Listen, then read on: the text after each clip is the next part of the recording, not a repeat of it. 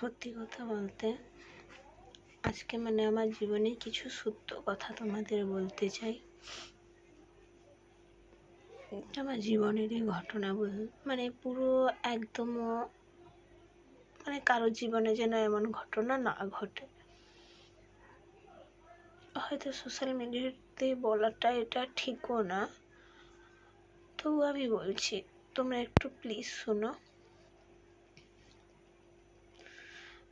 সত্যি কথা বলতে আমি একটা গরিব ঘরের মেয়ে, যেখানে দিন আনে দিন খায় এরকম বাড়ির। বাবা মার খুব ইচ্ছে ছিল একটা ভালো ঘরে বিয়ে দেবে, কারণ ছোট থেকে আমরা অনেক পরিশ্রম করেছি, চাষবাস বলো যা কিছু বলো, একটা গ্রামের মেয়ে যা যা করে আমরাও করেছি। এবার বাবা মা যখন ভালো একটা বাড়ি পেল, বিয়ে দিল। বিয়ে দেওয়ার পরপরই 1 মাস পর থেকেই শ্বশুর বাড়িতে প্রচন্ড অত্যাচার, এতটাই অত্যাচার যে আমি বেঁচে আছি এটাই অনেক। এত অত্যাচারের সম্মুখীন হয়েছি, এমন যেন কাউকে না হতে হয়। অভাব অনটন সংসারে থাকে, কিন্তু ওই যে কি বলে, যার কপালে সুখ নেই সে কখনো সুখী হতে পারে না। ঈশ্বর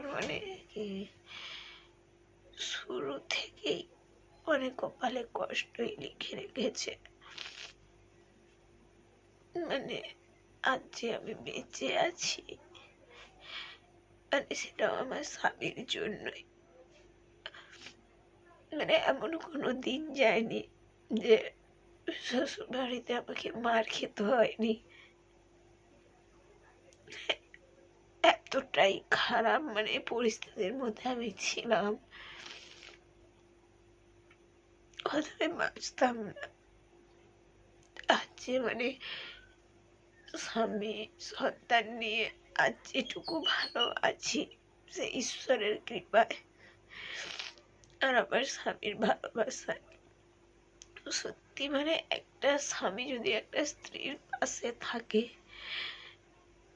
সবকিছু সম্ভব। আর যদি আমার শ্বশুর বাড়ির মতো আমার স্বামী যদি আমার সাথ ছেড়ে দিত, আজ তো আমি আমার বাচ্চা দুজনেই তলিয়ে যেতাম। জীবনে এত কিছু দেখেছি, একমাত্র আমরাই জানি। অনেক ঘটনা আছে, তোমাদের সঙ্গে শেয়ার করবো পরে পরে।